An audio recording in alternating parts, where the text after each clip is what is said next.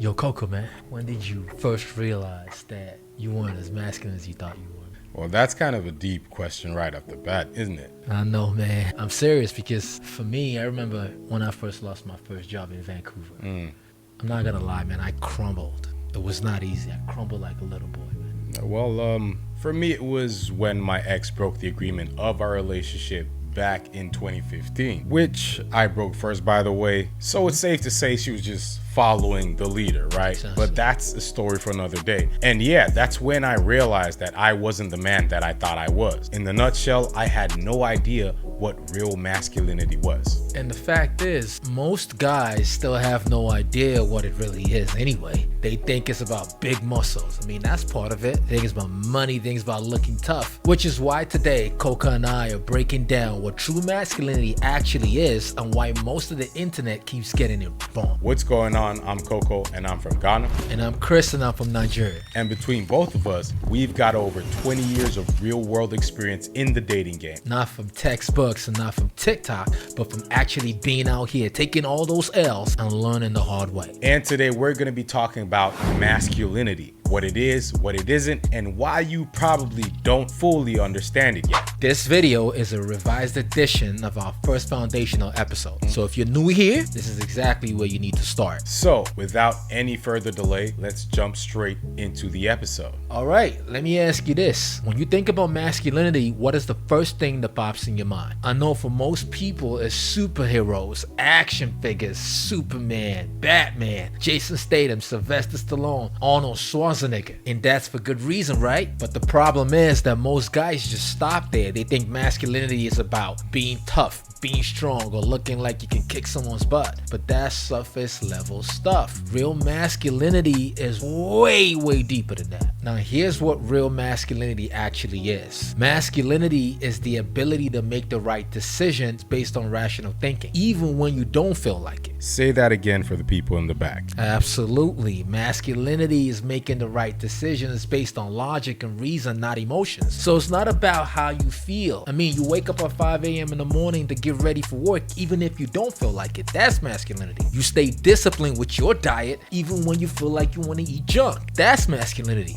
You handle a breakup with grace instead of spiraling out of emotion. That's masculinity. Exactly, right? It's about doing what needs to be done regardless of how you feel. Period. Facts. Personally, I define masculinity as having clarity of purpose and then moving towards that purpose. For example, think about all those action stars we mentioned earlier. Rambo, Jet Li, Jackie Chan, Dolph Lundgren, Michael B. Jordan, etc. In their movies, they usually have some sort of mission. Chris and I call this a masculine mission or purpose, and every man should have one at all times in his life. Like in Creed, Michael B. Jordan had to defeat whoever was in front of him to get to the next level. That was his masculine mission or purpose at that particular time in his life. In Rambo, maybe his friend got kidnapped and he had to go rescue them. That was his purpose. In Superman, Clark Kent had to save Metropolis and the world from all sorts of tyranny. That was his purpose. And in Batman, he tries to stop all the supervillains from destroying Gotham City, and so on and so forth, which means your mission or purpose will always change as long as you continue to make progress in life. When you're young, it might be school, then it's your career, then it's your family, then it's your legacy. But at every stage, you need to have clarity on what exactly your mission or purpose is. And then you need to take the actions required to fulfill that purpose, even when it's hard. Like for Chris and I right now, doing the research, tapping into our personal experiences, setting up the content studio, learning video editing, learning sound engineering, also learning how to create better content for you and bringing you our best energy so you can soak up the game we're trying to drop on you, right? That's a big part of our purpose right now. All right, so I'm sure by now you get the full picture of what this masculine mission thing is at its core. Let me ask you a question. Who are you? That's a deep one. Absolutely. Seriously, like he's asking you, who are you? Yes, you watching us right now. Who are you? Seriously, don't just let that question fly over your head. Really sit back and ask yourself, who am I? The first thing that comes to your mind when you ask yourself that question, that's what you totally embody. So what are your values and principles right now? Because you can't adopt masculine traits if you don't even understand who you are. Not possible. Exactly. You need to know where you currently are right now and where you need to get to. That's 100% facts. Like, if you want to build up your masculinity, then you need to understand exactly where you're starting from and how to bridge that gap to get where you want to go. Quick story. So some time back, we recently signed on a coaching client, and in our first session, I asked this guy, who are you and what are your values? And unfortunately for him, he didn't have any proper answer. And this was because he never actually thought about it before. He had absolutely no clue whatsoever. So the first thing Chris and I had to do was help him figure out what his values were, which was quite simple. You see, a person's values can easily be identified simply by paying attention to what they spend their time, energy, and money on. Values are basically the foundational beliefs a person has around specific things in their lives, and they are shown through the things the person does every single day. So how you spend your time, money, and energy will tell you exactly what you value. So if you spend all day scrolling on Instagram, TikTok, YouTube Shorts, and playing video games, then my friend, that's what you value, whether you admit it or not. It's good stuff. For me, I like to spend my time reading the Word of God, which is the Bible, obviously, right? I like business. I like entrepreneurship. I love family, right? I believe in integrity and fitness. These are where my values come from. It might be different for you, but you really have to take your time, go through your life on a typical day, maybe a Monday through Friday, and run through all the things that you do. Then you can find out what your values actually are. Got it? Great. All right, before we continue, if you're getting any value from this episode, hit the like button. Drop us a comment below telling us what you value the most in your life. And if you know someone who needs to hear this, especially a young guy who's lost, share this video with them. Also, if you want to support the work that we do here, you can buy us a cup of coffee. The link will be in the description, and make sure that you subscribe to the channel. All right, let's keep going. Awesome. Now, here's something important you need to understand as a human being first and as a man second. There are about 5 key areas in every person's life, and these areas consist of your finances, your spiritual life, your relationships with yourself and others, your physical fitness, and your emotional health. And if you really want to level up, you'll first have to grade all these areas of your life on a scale of 1 to 10 to see where you're really at. Oh, and there's no use in lying to yourself, right? Because that will only hurt you in the long run. So try to be as honest with yourself as possible, because the fact is, if you're not honest with yourself, Chris and I cannot help you. Nothing we tell you will help you. Chris and I are a result of extreme and radical honesty. We had to look ourselves in the mirror and say to ourselves, you know what? We're not where we want to be, so we need to get to work. And that's why you see us kind of physically fit.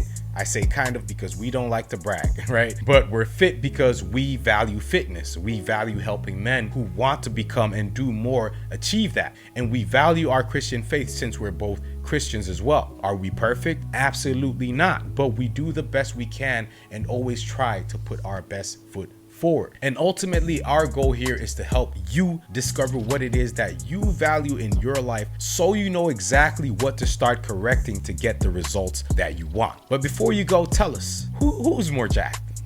We're just kidding, man. Yeah, that was a joke.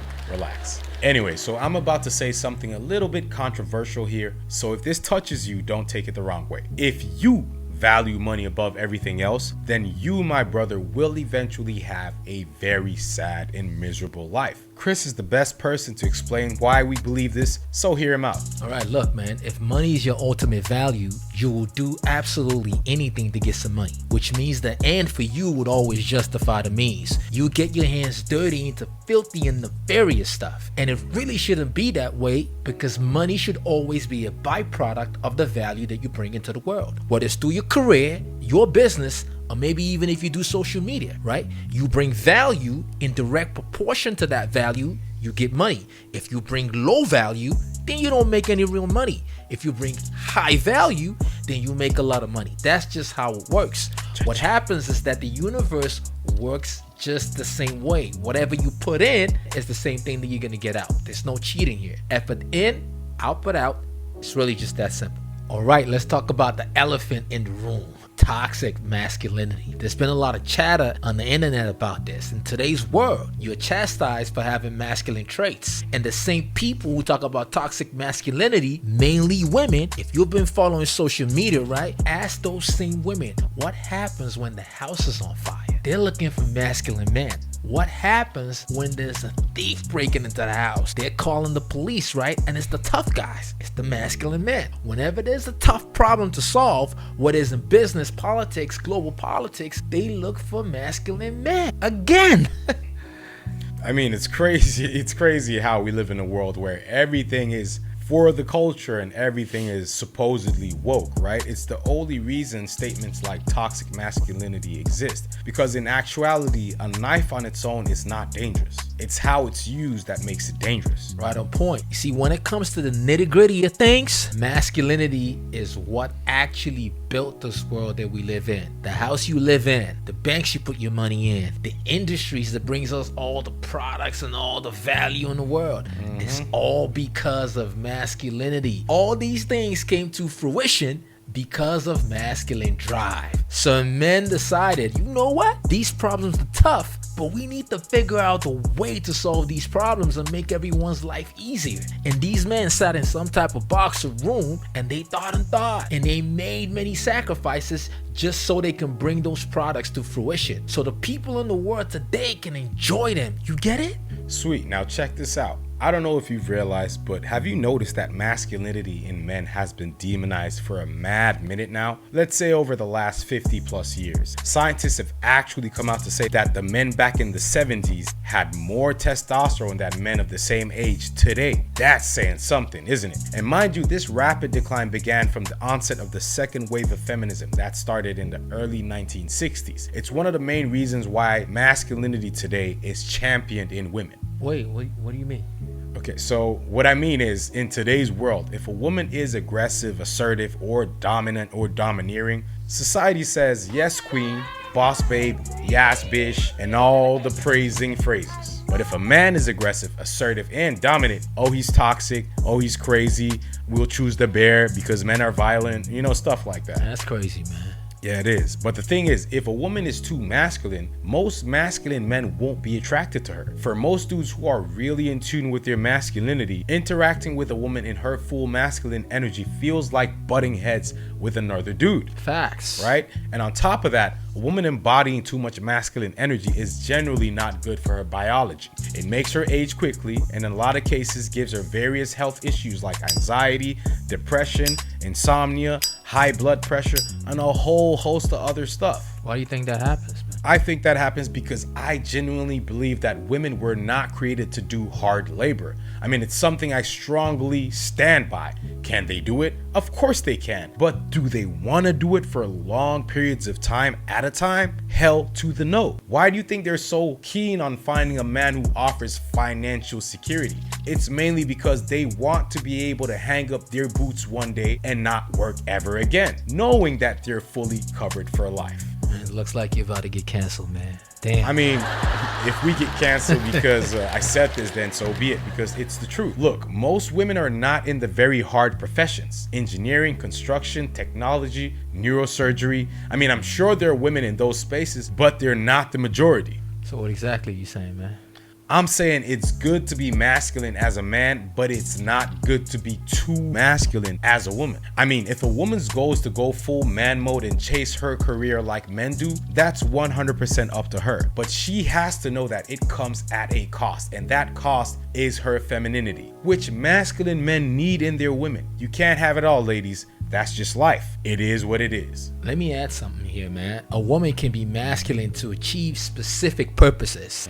For instance, if a woman is the CEO of a company, if she's in the military, if she's in the police, these are certainly masculine roles. And for that reason, I can see how it makes sense to embody masculinity to achieve success in these roles. Same, I agree. But in the family dynamic, and I'm talking about the nuclear family between a man and a woman, when that man comes back home from work, he wants to come back to a feminine woman. 1000%. Because the husband is not looking for another husband in his home. If it's a heterosexual family, he's definitely looking to come back to feminine energy. More facts being dropped. I mean, think of it this way. He's been at work. He's engaged with all the masculine energy out there. Work has been so stressful. He's probably even had a rough day. When he comes back home to his woman, he's expecting to engage with feminine energy. Exactly. All right, KC fam. So if you learn anything from this episode, it should be this. Masculinity is not about being tough or making hella money. It's about having clarity of purpose and making the right decisions based on logic and reason, especially when you don't feel like it. It's about knowing what you value and operating your life in accordance with those values. And it's about understanding that the world will try to demonize your masculinity, but you can't let that stop you from becoming the man